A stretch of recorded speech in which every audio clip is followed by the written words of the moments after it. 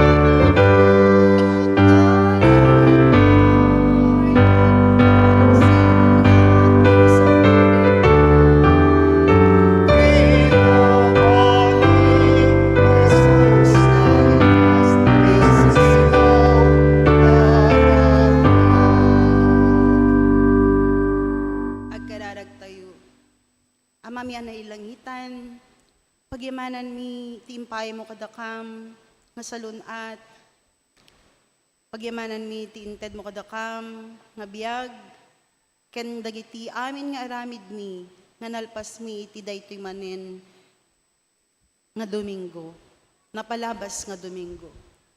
Sika o Ama, iti kamangan mi, tenyaman na pagteng mi iti biyag. Sika o Ama, iti pagtalkan mi, ti anyaman, nga mapagteng mi.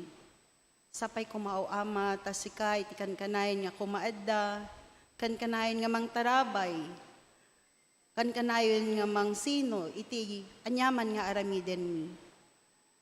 At sana Panginoon, ang aming mga gawain ay according to your will.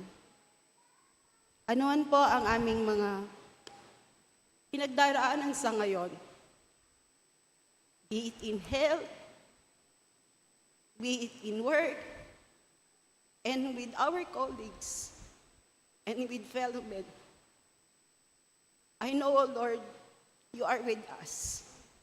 I know, O Lord, you are with us.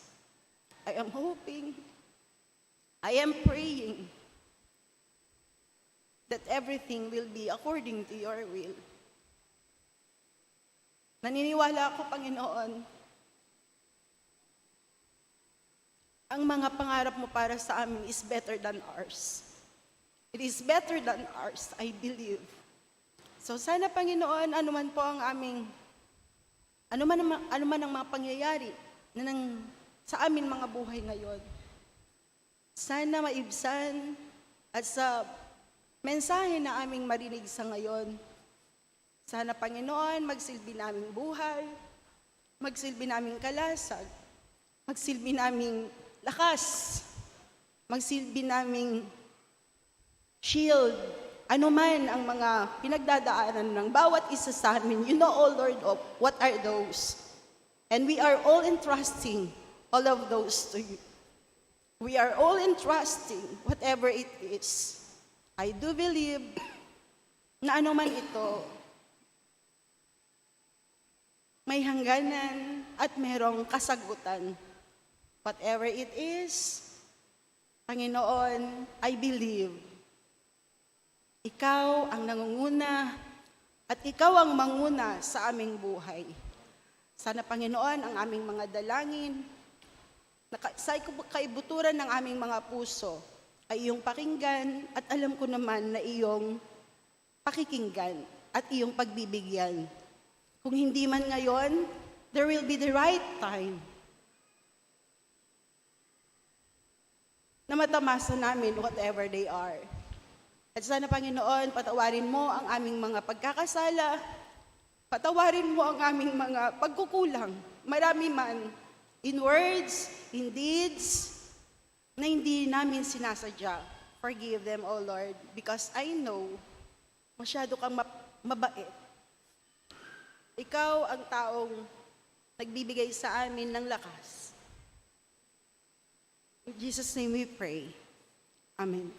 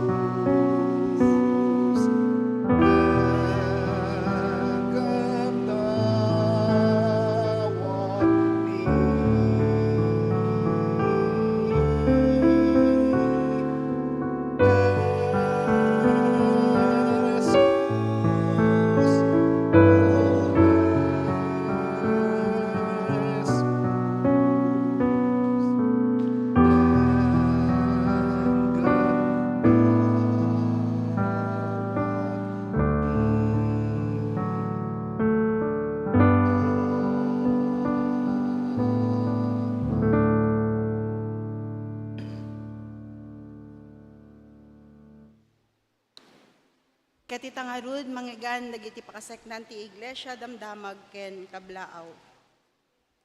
Good morning! Ayu. This is the day that the Lord has made. Let us rejoice and be glad in it. Daytoy ti aldaw nga narami ti Apo, agragsak tayo ken agrambak tayo. Welcome po sa ating Ilocano worship. Ang Ilocano worship na 90% hindi Ilocano ang dumadalo.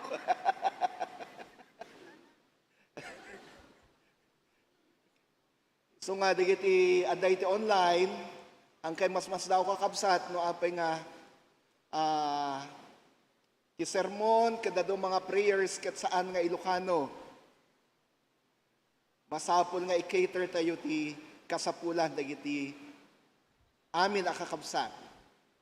Uray ta, kunadakat dagiti Ilocano, makaawat iti Ilocano, makaawat iti Tagalog, nalang dapay nga Ingles. Trilingual, multilingual, dagiti Ilocano.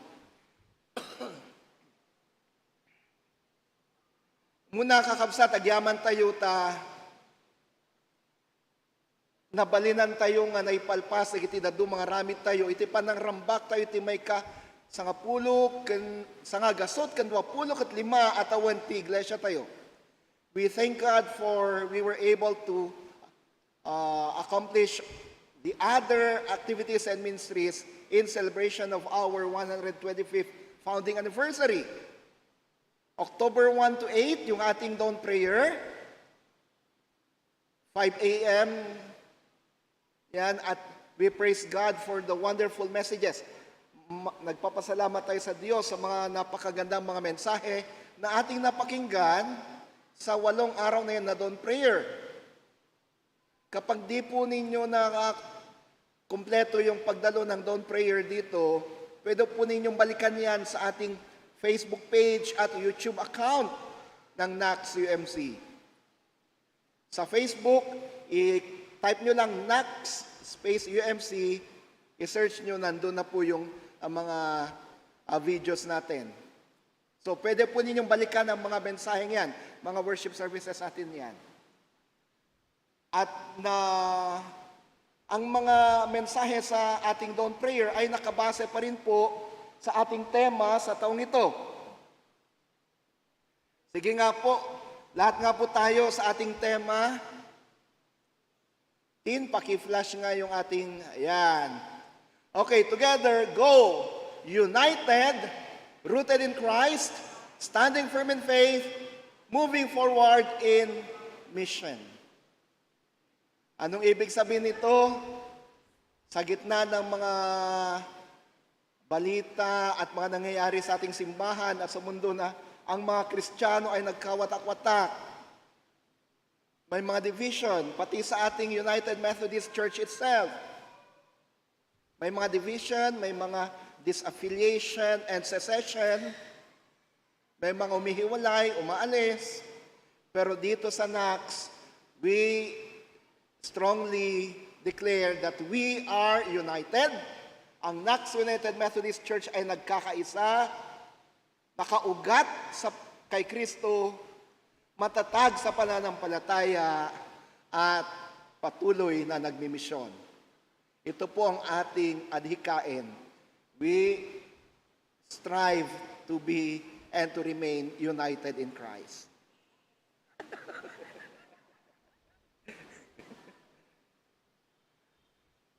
Pangalawa, so, October 1 to 8, yung ating dawn prayer, praise God, tapos na.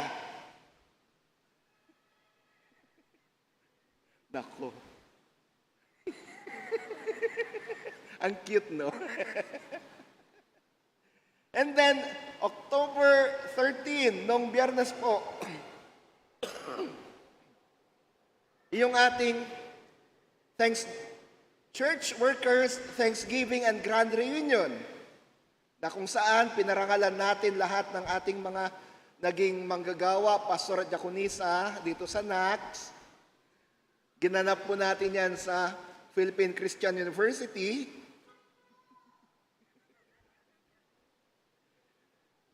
At ang ating pong tagapagsalita ay ang ating retired Chief Justice Reynato Espuno. It was a very wonderful experience to see church workers, past church workers ng NACS. At ni-reminis din, binilikan din ni CJ Puno yung kanyang mga alaala at karansan dito sa simbahan natin. Sabi niya, NACS UMC is the home church of the Puno family.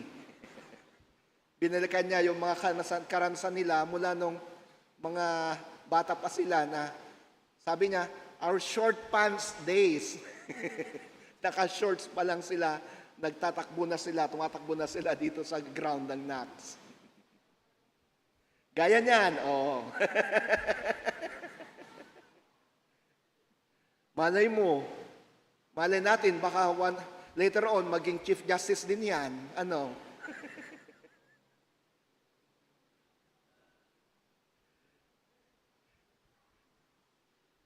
Third, sa linggo na po,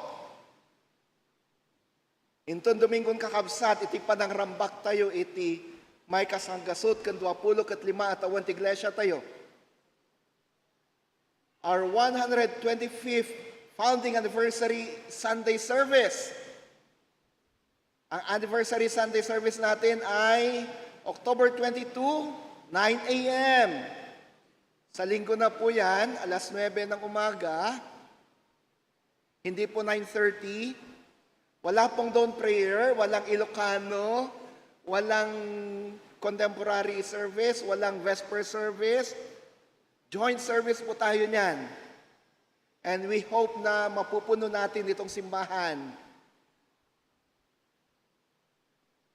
pagdating ng anniversary Sunday natin. Doon ako, no? So, alas 9 po yan.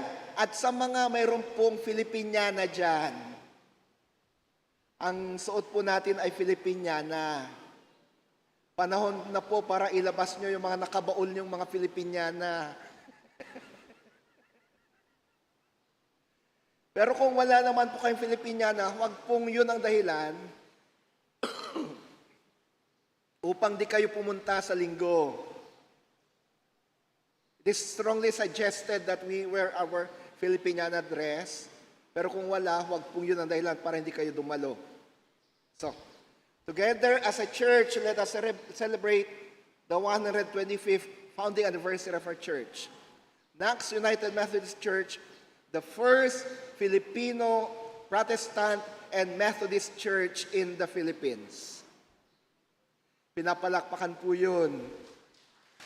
Ang ating simbahan pong pinakaunang Pilipinong Metodista at Pilipinong Protestanteng simbahan.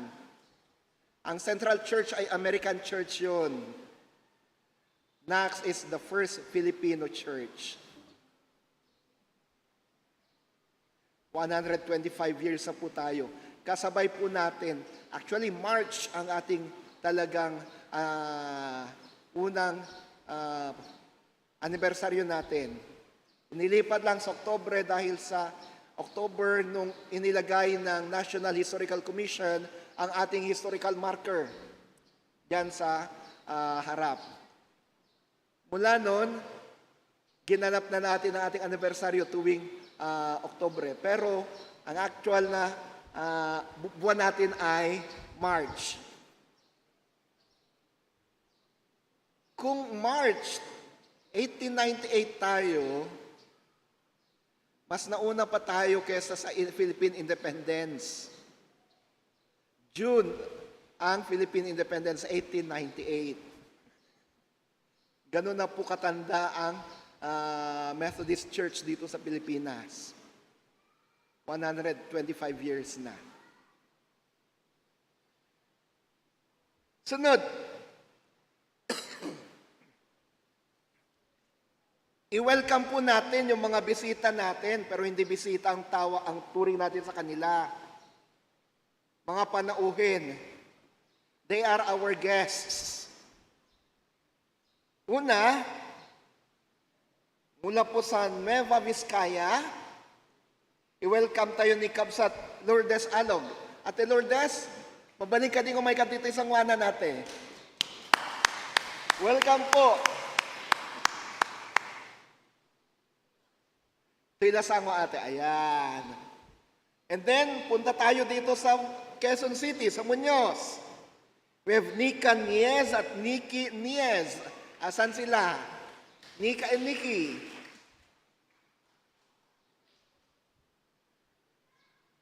Ayan.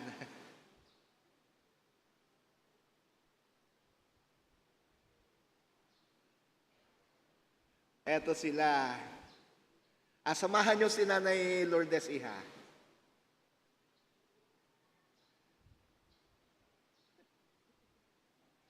At syempre, i-welcome din natin ang ating meron pang galing Cagayan. Wala pang pahinga kapag kagaling sa bus, dito na sila. Si Reverend Diaz Bonifer Bakiran at ang kanyang anak na si Jade. Diaz, Jade, dito po.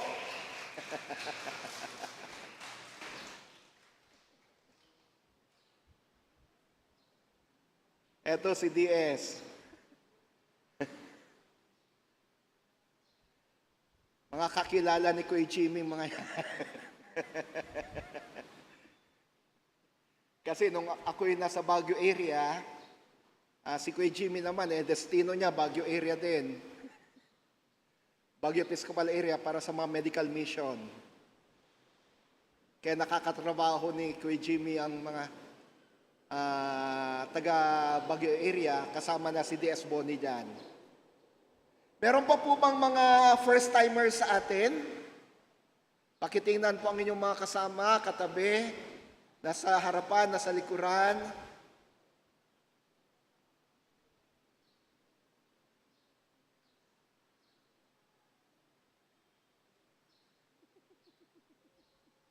Wala na po. Tawagin na din natin kung meron sila. Meron. Sino?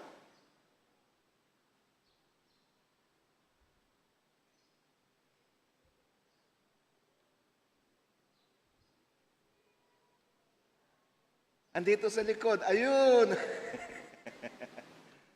Ate Marlene, pakikuha ang pangalan niya.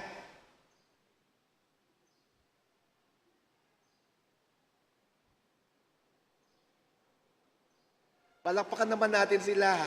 Ayan, welcome po sa Nax United Methodist Church.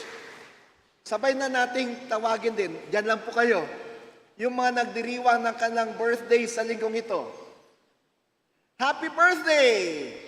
Lorely Diego, Jay Tabili, Patricia Ostil, Macario Cordona, Peter de la Cruz, Raymond Diwa, Ariel Sim, Kimuel Diego, Jonathan de la Cruz, Joshua Rodrigueza, Sabina Chloe Maribuho, Maurice Jared Reyes. Uy, birthday mo pala.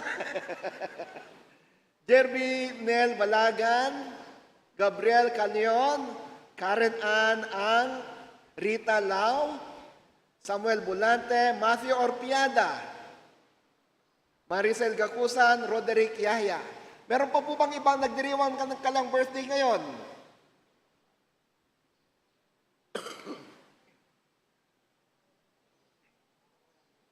Wala na po. Ayun.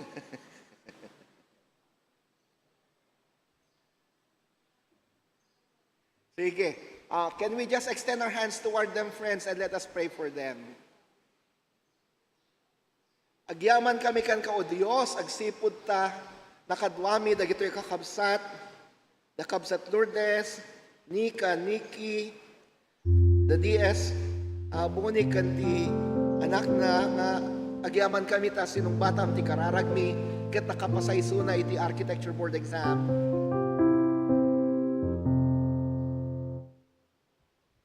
Madayaw katibiyag, dagito'y nga, anak mo kan kakabsat, anak at wami ita. Dalangin namin, Panginoon, patuloy mo silang pagpalain at ingatan, pagalingin sa anumang sakit na nararamdaman. Bantayan silang palagi. Ipagkalooban ka ng mga kahilingan. Ganon din, Panginoon, kami nagpapasalamat sa buhay ng mga anak mo na nagdiriwang ng kanilang kaarawan, maging ng anibersaryo ng kanilang kasal.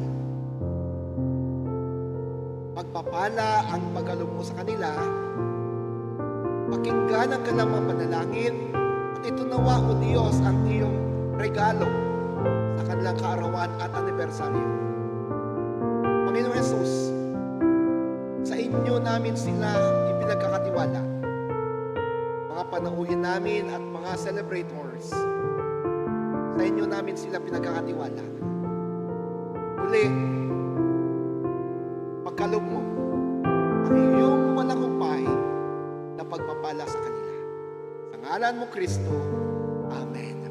Let's sing a birthday song for the celebrators, and God bless you sa mga panauhin natin.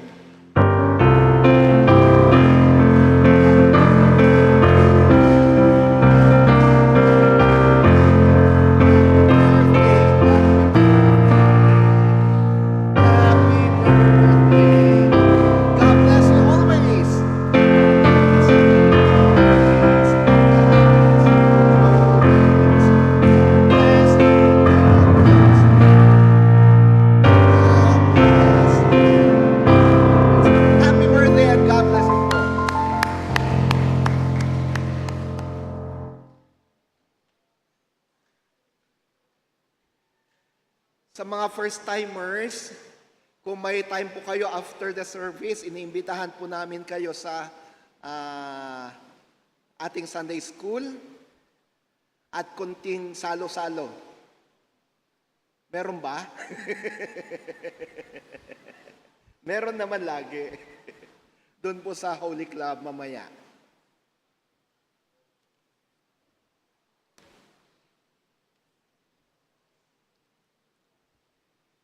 Ket itangarud ti panakaala dagiti special offering para iti building fund. Maawagan dagiti ushers.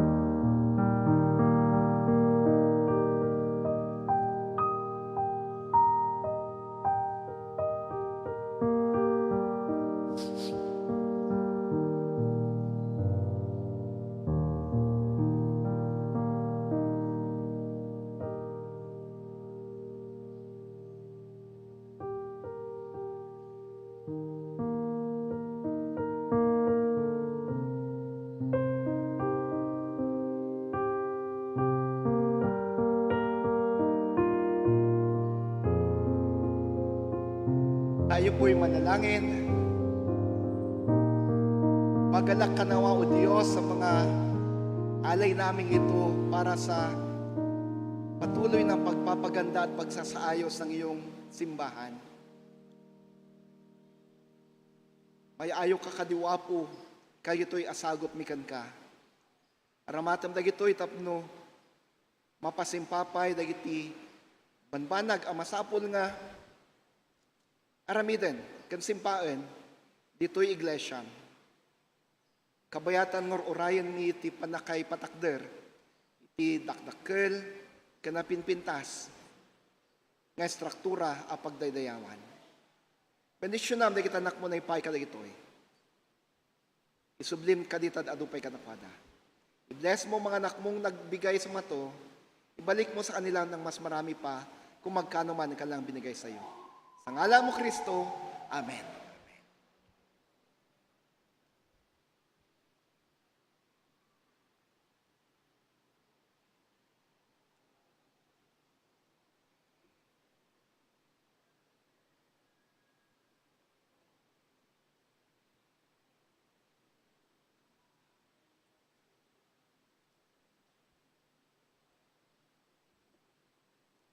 Filipos chapter 4 verses 1 to 9 kastoy iti mabasa. Kakabsat ko, napateg kay unay kanyak, ket mailiwak kada kayo. Da kayo tiragsak, ken balangat ko. Isut gapuna, ayayatek akakabsat, nga agtalineed kayo as iti tibker, iti panagbiagyo, iti apo. Ipakpakaasik kada kayo, ebodjas ken sintike, nga agtunos kayo kuma, akas agkabsat iti apo. Kastamit ken ka, amapagtalkan, akatulungak, kayat ko at tulungam dagitoy dua a babae, impasnek dat iti mulong kanyak, iti panakaisaknap, ti ebanghelyo, agraman ni Clemente, ken dagiti amin nga katrabahwak ana ilanad, tinaganda iti libro ti biag. Kankanayon ko mga agrago kayo iti Apo, kunak manen agrago kayo. Ipakita yu ti kinaanos yu kadagiti amin at tao, asidegen iti yaay ti Apo. Awan kuma ti pakadanagan yu, ngem tunggal agkararag kayo iti Diyos, ket agdawat kayo, di yu liplipatan, ti agyaman, ken kuana. Aywanan na kayto, tital na ti Diyos, adi matukod a panunuten ti tao, tapno na talged, dagiti puso, ken panunotyo, iti panakikaykaysayo, ken ni Kristo Jesus. Kaumawad dyan na nakakabsat ko, panunutan nyo laeng, dagiti banbanag, anaimbag, ken maikari ara emen, dagiti napudno, natakneng, nalinteg, ken nadalus, napingtas, ken nadayaw, ipakat yu dagiti inadal, ken inawat yu kanyak, dagiti nanggegyu, asinaok, ket nakita yu nga inaramid ko, ket addanto kada kayo, ti Diyos amang ted, ti talnayo, ti sao, ti Apo. Agyaman tayo iti Dios.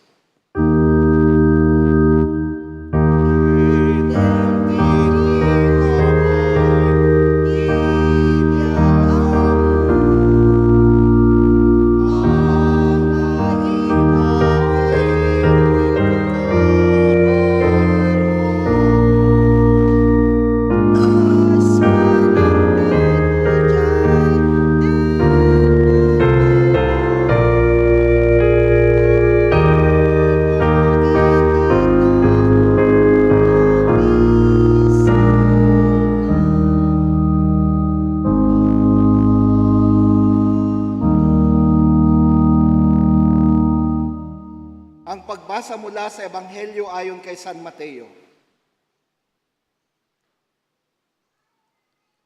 Gumamit uli ng parable si Jesus sa pakikipag-usap sa mga tao. Pwedeng ikumpara ang kaharian ng langit sa isang hari na naghahanda para sa kasal ng anak niya lalaki.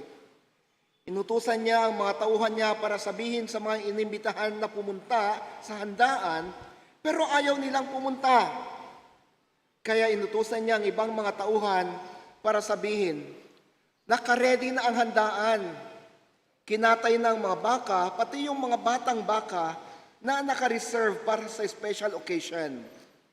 Okay ng lahat. Pumunta na kayo sa kasalan. Pero hindi ito pinansin ng mga inibitahan at nagkanya-kanya sila ng lakad. Yung isa sa bukid, yung isa naman sa negosyo niya. Yung iba naman sinunggaban, binugbog at pinatay pa ang mga tauhan. Galit na galit ang hari. Kaya inutusan niya ang mga sundalo niya para patayin ang mga kriminal na yon at sunugin ang syudad nila. Tapos pinatawag niya ang mga tauhan niya at sinabi sa kanila, nakaredy na ang handaan pero hindi deserving ang mga taong invited. Ngayon, pumunta kayo sa mga kalye at i-invite nyo ang lahat ng makita nyo. Kaya tinipon ng mga tauhan niya yung mga nakita nilang tao sa mga kalye, mabuti man o masama, at napuno rin ang venue ng kasalan ng maraming tao. Pumasok ang hari para tingnan ang mga bisita at nakita niya ang isang lalaki na hindi tama ang damit para sa kasalan. Kaibigan, paano ka nakapasok dito na ganyan ang suot mo? Di naman yan bagay sa kasalan, sabi ng hari. Di makasagot ang lalaki. Kaya inutusan ng hari ang mga tauhan niya, talian niyo ang mga kamay at paa ng taong ito at itapon siya sa labas, doon sa madilim. Ahagulgul siya doon at manginginig sa sobrang hirap. Pagkatapos, sinabi ni Jesus, marami ang tinawag, pero kakaunti ang pinili. Mga kapatid, ang Ebanghelyo ng ating Panginoon. Madayaw ka, O Apo Heso Kristo.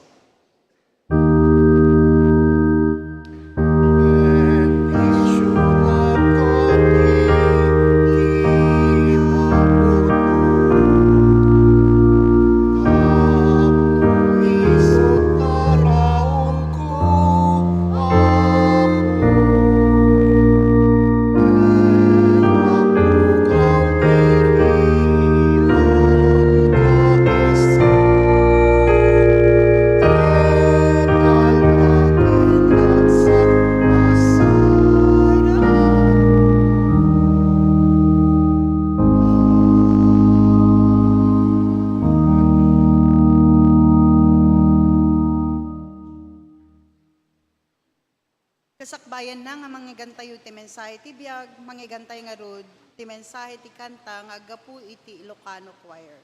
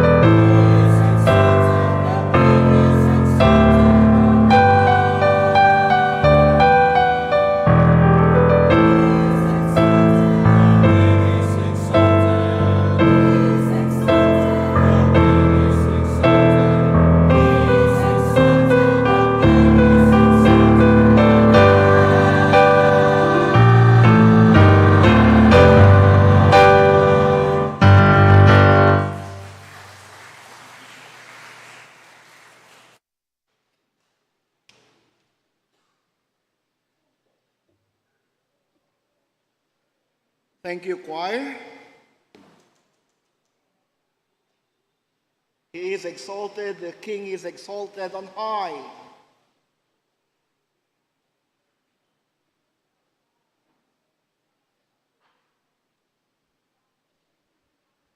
Ang Ilocano choir na 95% hindi marunong mag-Ilocano.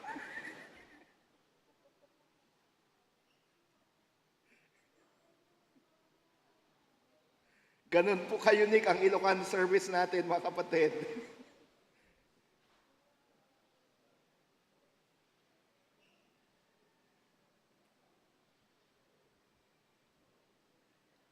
Nung ako'y kabataan pa, meron akong isang libro na natanggap bilang regalo sa aking birthday.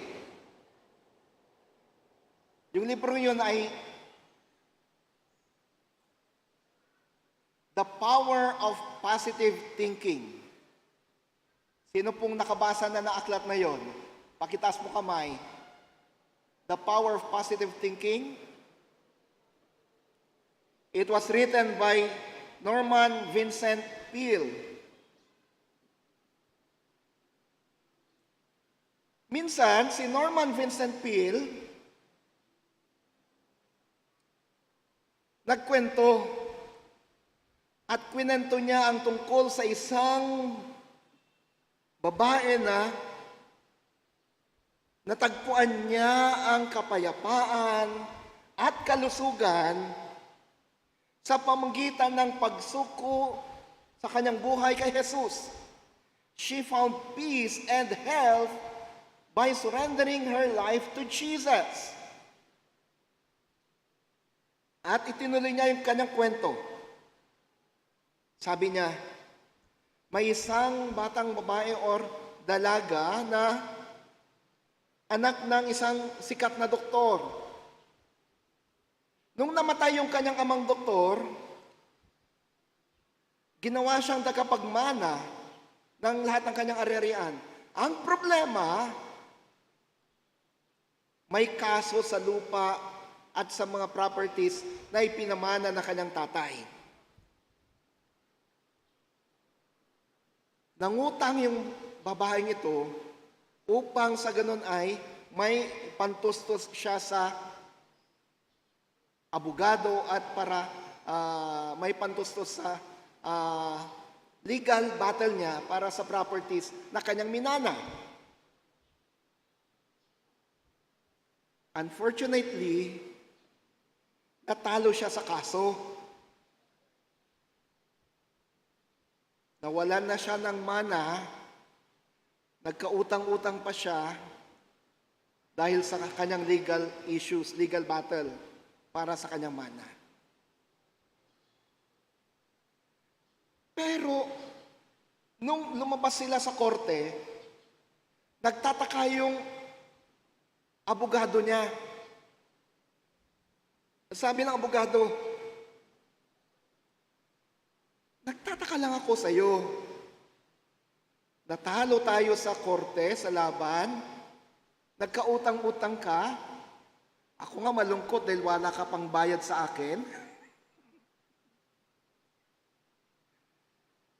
Pero di ko man nakita sa inyo na sa iyong mukha ang kalungkutan.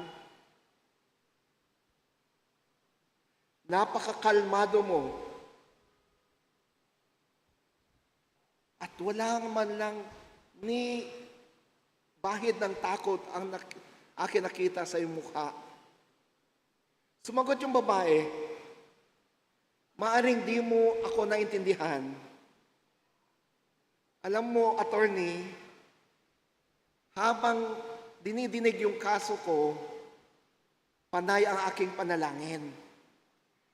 Panay yung aking panalangin.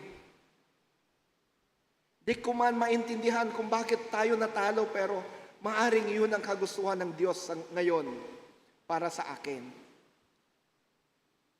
Sabi ng abogado, di pa rin kita maintindihan. Paglipas ng ilang linggo, parang naramdaman ng babae na sinasabi sa kanya ng Diyos, mag-apil ka. Umapela ka. Tinawagan niya yung kanyang abogado at sila'y umapela sa korte.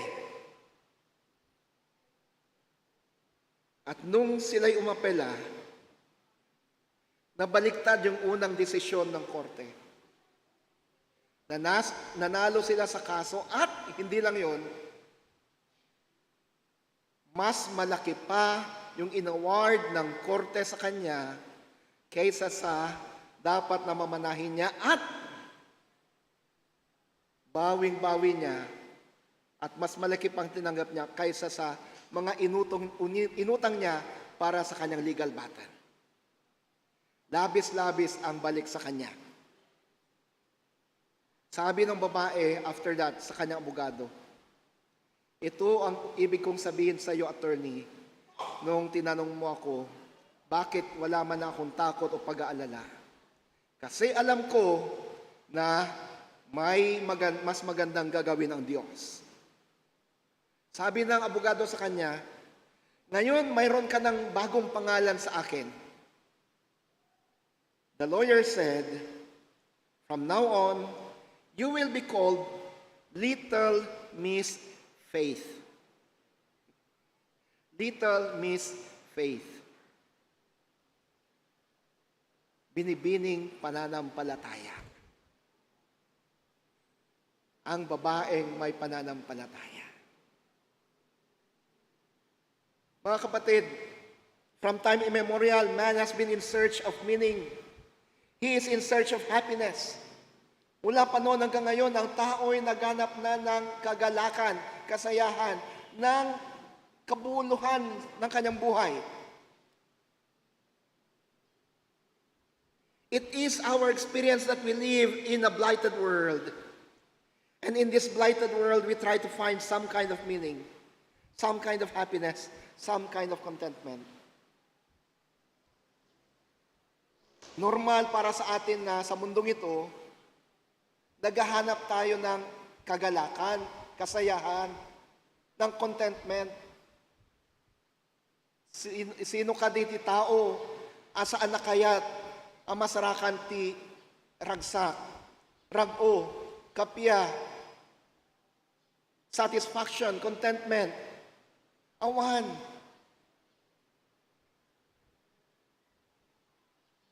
Idi Martes, ija Bible study mi di jay initial homeland. Nagsapsapol kay kakabsat iti gumatangan nyo ti daga ken pagipatnakdaran nyo ti balay, masidag kay lang kanya. Ibagak kada kayo tinapintas a lugar.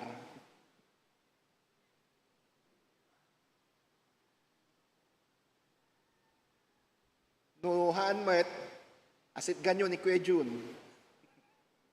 Adam muna nga mabaling ka na pintas a pangipatakdaran nyo ti balayo.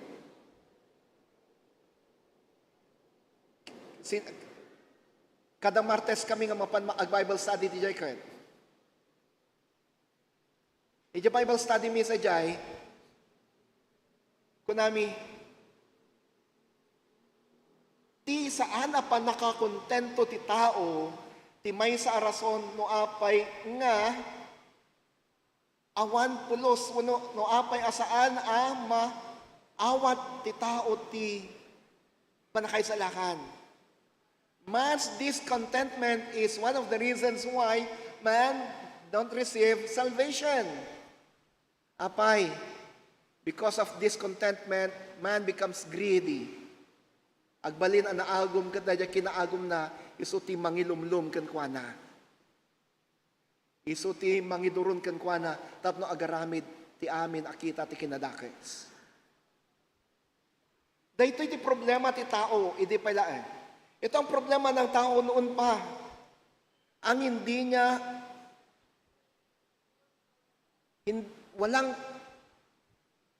hindi niya susumpungan ang contentment sa buhay. Now, friends, sa ating epistle reading, yung binasa ni Teacher Tess kanina, makikita natin dito yung the secret of contentment according to Paul. Ti sikreto ti panakakontento segun ken San Pablo. Muna, contentment was a result of surrendering to God's will. Ti panakakontento iti biag ket resulta iti panangisuko tayo ti amin tayo iti pagetan ti Dios. Kadagiti duma, contentment is the result of the elimination of all desires and emotions.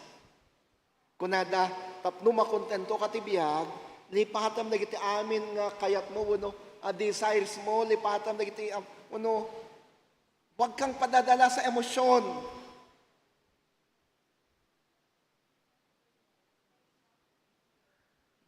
Kung ano nandyan, okay lang. Ito actually ang tinuturo ng mga Stoics. Friends, we have to keep on exerting until we come to deaden all feelings for anything, sabi nila. But for Paul, contentment is not the result of strengthening of the will apart from God or deadening of the feelings. Para kay Pablo, hindi yung pagpatay sa lahat ng mga kagustuhan natin or hanakay nga sa nga lipatem dagiti amin kahit mo nga ramiden, kahit mo nga mapaaday ti biyag. No. Paul understands humanity or the human will. Maawatan ni Pablo, ti kasasaad ti tao, kaniti karirik na ti tao. Naintindihan ni Pablo ang sitwasyon ng tao at ang pakiramdam ng tao na mayroon at mayroon siyang mga gustong makamit sa buhay. Para kay Pablo, kung ano man ang mga gusto nating makamit sa buhay, kung ano man ang mga gusto nating, ang mga adhikain natin sa buhay, ang sabi ni Pablo, kailangan nating isuko ang mga yan sa Diyos, and kapag sinuko natin ang mga yan sa Diyos, for sure, hindi natin namamalayan, ibinibigay na pala ng Diyos yung mga kailangan natin, yung mga gagustuhan nating mangyari. No, isuko tayo, dagitoy pagayatan tayo, dagiti kayak tayo, mapasamak tibiyag tayo. When we surrender to God's will, di tayo mapupuutan, dagitoy gayam ket iteden kan iteden ti Dios kada tayo.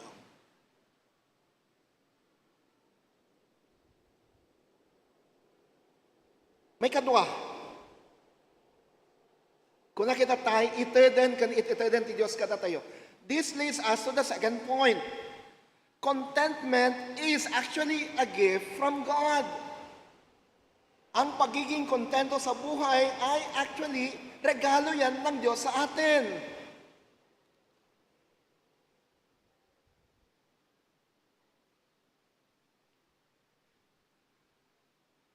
Contentment is a gift of God. Yung hindi mo na kailangang i-desire pa na sana magkaroon ako ng bahay, lupa at bahay.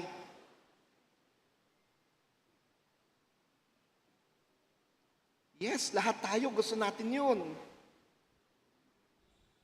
Sa aming mga manggagawa, gustong-gusto namin yun. Kasi marami sa amin ng mga pastor diakonisa, dahil walang panahon para maghanap buhay o magkaroon ng ibang hanap buhay dahil bawal, sa aming mga pastor at mga diakonisa, mga kapatid, ministry is full-time. Bawal kaming magkaroon ng sideline. Sa tinatanggap namin, hindi kami makapagpundar ng para sa mga bahay, lupa at bahay namin. Kung kaya't may mga ibang mga pastor diakonisa pag nag-retire, magre-retire na walang sariling lupa at bahay.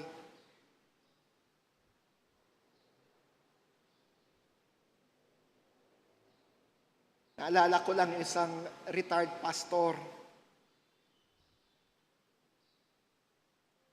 Problema ng kanyang mga pamangkin kung saan siya titira nung nag-retire siya. Wala namang asawa. Mga pamangkin lang niya, mga pinag-aral niya, pero pumunta naman abroad, yung mga hindi niya inalagaan at pinalaki at sinuportan silang naiwan dito sa Pilipinas. Halos hindi masyadong naalagaan yung retired pastor na to. Wala siyang sariling bahay.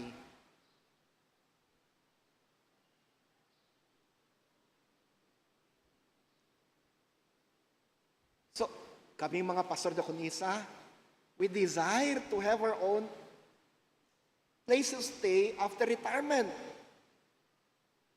Pero, kapag tinatanong ko yung mga retired pastors and deaconesses, kung dumating ba sa yung punto ng kanilang buhay na gusto rin nilang magkaroon ng bahay, sariling lupa at bahay, sabi nila, syempre naman, pastor. Pero may isa sa kanila nagsabi sa akin, wala man akong bahay, lupa at bahay dito sa lupa. Sabi niya, meron naman ako doon. Tapos pinaalala sa akin, sabi niya, I've got a mansion just over the hilltop. Sabi ko, pastor naman pampatay naman yan Pero that's true. Sabi niya, I desire nothing else but to live in that mansion that Jesus has prepared for us. Kung doon, sa langit, mayroon akong mansion, that's more than enough for me. Iiwan din naman lahat-lahat dito sa lupa The good thing is, I will have my own mansion in heaven. Aba, sabi ko, habang nagkukwento yung retiradong pastor na to, sabi ko, Lord, help me that I may have such spirit. Friends, contentment is a gift from God. Ito ang isa sa mga mahirap magkaroon. It's hard to be fully contented in this life. And if this is a gift from God, let us strive. Let us ask the Spirit of God to give us this kind of spirit. Hingin natin sa Espiritu ng Diyos na ipagkaloob niya sa atin ito. We cannot do this on our own. We can do this on our own. It is a gift from God. It is a gift from God. Third, contentment is the result of, or contentment is not the result of self-sufficiency, but of Jesus' sufficiency. Ang pagiging kontento sa buhay ay hindi sa pamamagitan ng ating kakayahan, kundi sa pamamagitan ng kakayahan ng ating Panginoon. Sabi ko kanina, ito'y biyaya, regalo galing sa Diyos, kung kaya't hindi natin ito kayang ma-attain ng tayo-tayo lang. We cannot be contented on our own and by our own. It is only Jesus who can actually do this for us. And it is only Jesus who can give this to us.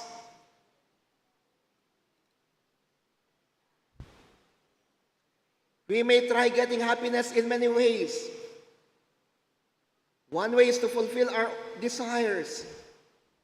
But this way will definitely lead to failure. Why? Because human desires are unlimited and unsearchable. Tulad ng sinabi ko kanina, hindi talaga nakokontento ang isang tao. Kapag nakamit niya yung isa, gusto niya mas marami pa.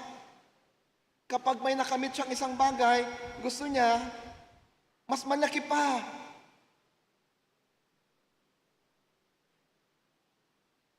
Palaki ng palaki ang kanyang gusto. Hindi siya titigil hanggat di niya makamit yun.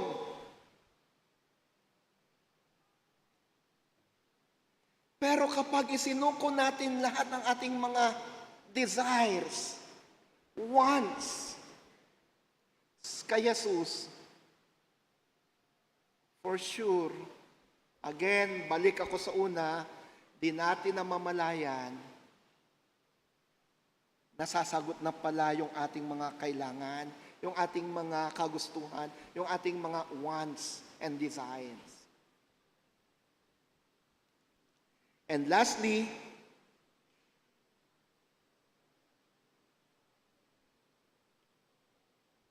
bakit sa lahat ng mga sinabi ni Pablo at sa lahat ng mga pinagdaanan ni Pablo,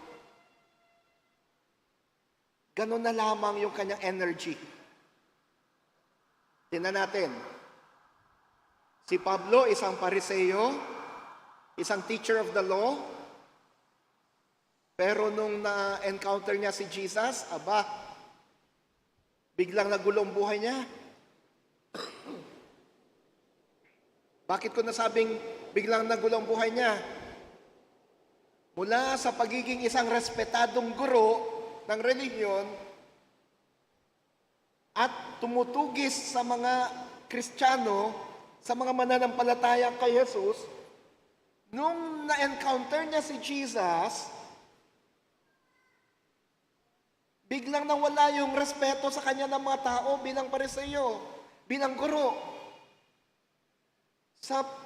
Mula sa pagiging tagatugis ng mga Kristiyano, siya na yung tinutugis. Siya na yung sinusubukang hulihin. Actually, kinasuhan pa nga kinulong Pero, kahit na ganun, hindi siya nawalan ng lakas upang sa ganun ay pagpatuloy ang kanyang pagiging Kristiyano, pagiging guro sa mga salita ng Diyos, sa mga salita ni Jesus. He didn't stop from being the preacher of the gospel of Christ.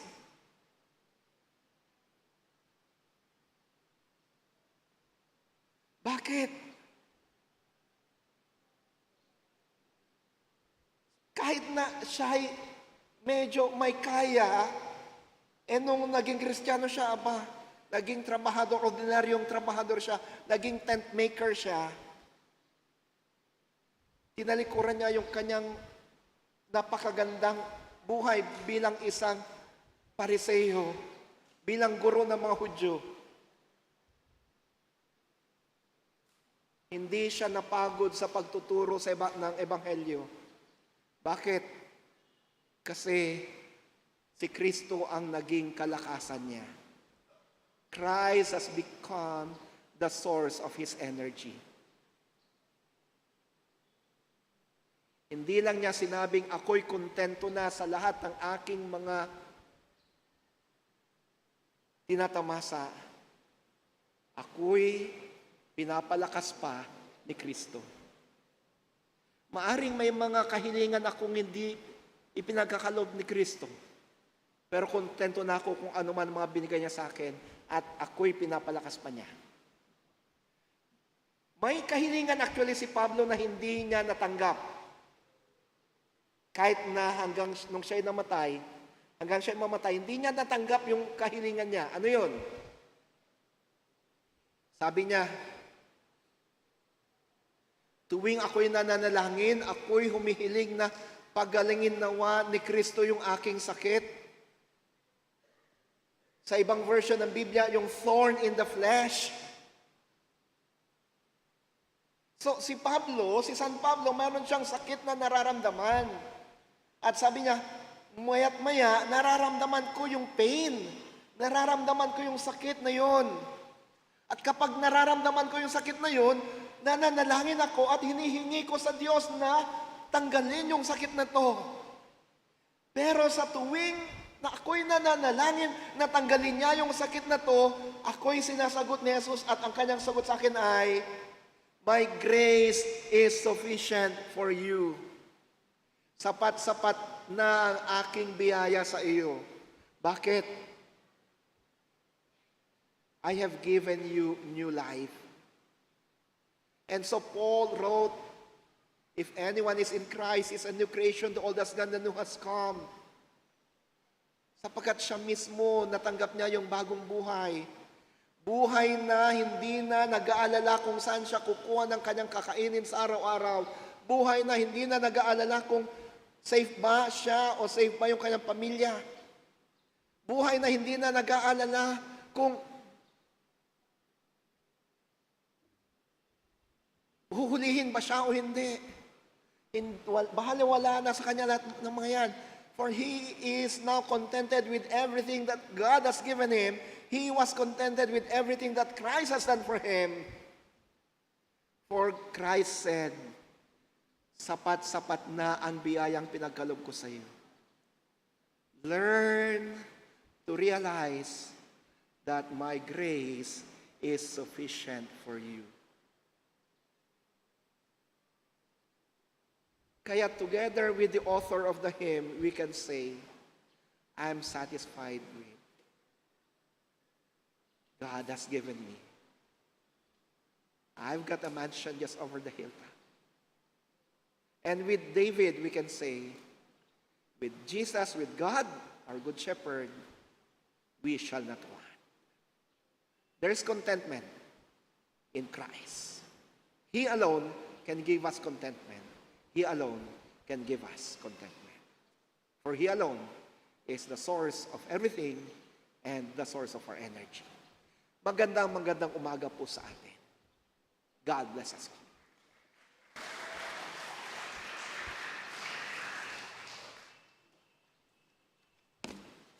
What a wonderful message from God. Indeed, I know it touches all the lives of each and every one of us. At itangarod ti panakaala iti sagsagot.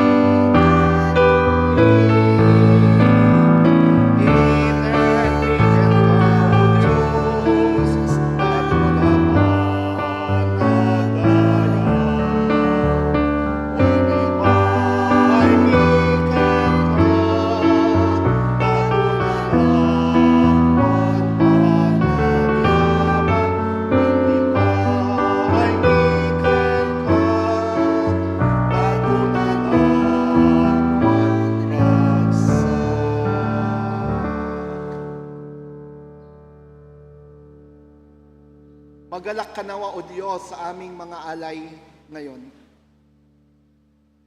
Pagpalain mo mga anak mo na nagsipaghandog sa mga ito. Ipagkaloob mo ang anumang mga kahilingan nila. Tulungan sila sa anumang mga gawain nila. pagpalain sila. At habang sila'y pinagpapala, bigyan mo sila ng spirito na nagbibigay at nagpapasalamat. Gamitin mo mga alay na to upang sa ganon ay lalo pang maihayag ang iyong pangalan at ang iyong ebanghelyo sa lahat ng dako. Sa ngalan mo, Kristo. Amen.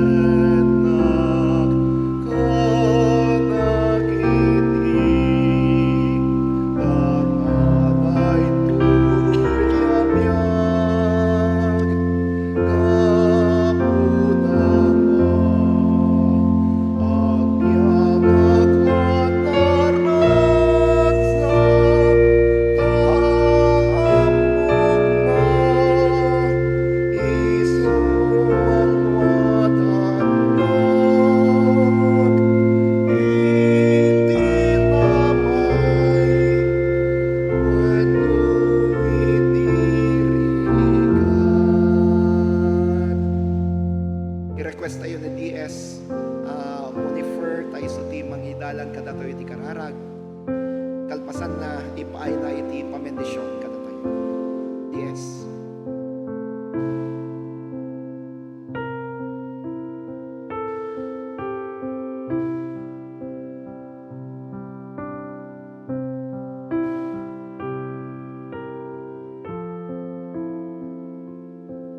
Let us pray. Dear God, our Heavenly Father, giver and sustainer of life, we come to you with grateful hearts for we realize, O God, that you alone could grant all the desires of our hearts, and you alone, O God, could grant our earnest prayers. Agyaman kami unay o Apo, iti kinaimbag mo, iti maysa kada kami. Pangrunaan na o Apo, iti mensahe nga inkam nangyagan, ita nga agsapa. Bigbigin mi o Apo nga sika, tinagtaudan ti amin nga adda kada kami. Uray ti biyag, nga intalimang mo kada kami. Amami na santuan sa aming mailingit ken ka, dagiti karkararag mi. Dagiti rikrik nami, dagiti dawdawat mi. Kitagyaman kami o Apo saan na kami nga pinaay, iti amin nga dawdawat mi ken ka. Pinagbaligi na kami, iti amin nga aramid mi. Sika o Apo tinang sabod, iti amin nga kasapsapulan mi. Amami na santuan at tuy, dagiti anak mo, kadagiti karkararag to o Apo. Daduma kadakwada ket nakagtengda iti panagkasangay da. Idawdawat mi o Apo nga ti panagbukuda iti tawen, kasta kadimet o Apo iti pamati panagtalek ken isusurot ken ka. Agyaman kami o Apo kadagiti amin nga baligi mi iti biag.